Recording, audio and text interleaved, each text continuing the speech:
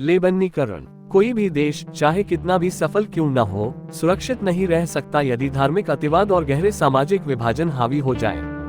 Israel ने अपने Hezbollah के खिलाफ युद्ध के हिस्से के रूप में लेबनान पर जमीनी और हवाई हमले जारी रखे हैं। इस लड़ाई में 1100 से अधिक लेबनानी मारे गए हैं और लगभग 1.2 मिलियन लोगों को विस्थापित होना पड़ा है।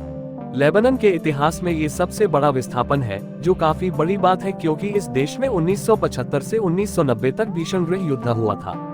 लेकिन लेबनान हमेशा से ही युद्धग्रस्त देश नहीं रहा है।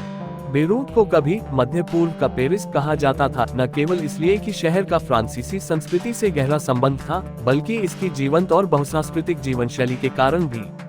संप्रदायवाद का अभिशाप लेबनान कभी एक बड़ा पर्यटन स्थल और खाड़ी देशों के अरबों के लिए एक सुरक्षित बैंकिंग केंद्र था।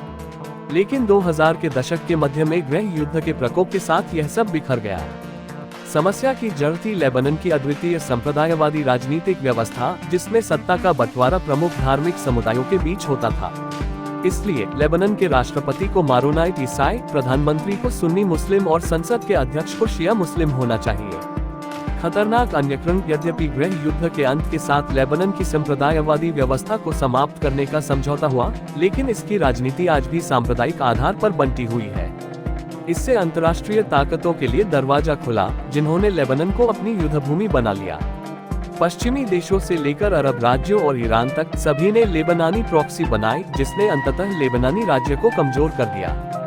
धार्मिक और सांप्रदायिक विभाजन से ऊपर उठकर एक साथ आने में लेबनानी समाज की विफलता ही वह कारण है जिसके चलते लेबनान आज भी संघर्षरत है। राष्ट्रों के लिए चेतावनी। लेबनान एक सबक है कि क्या होता है जब किसी देश में गहरे धार्मिक विभाजन उत्पन्न हो जाते हैं। लेबनान पश्चिम एशिया में एक नगीना हो सकता था।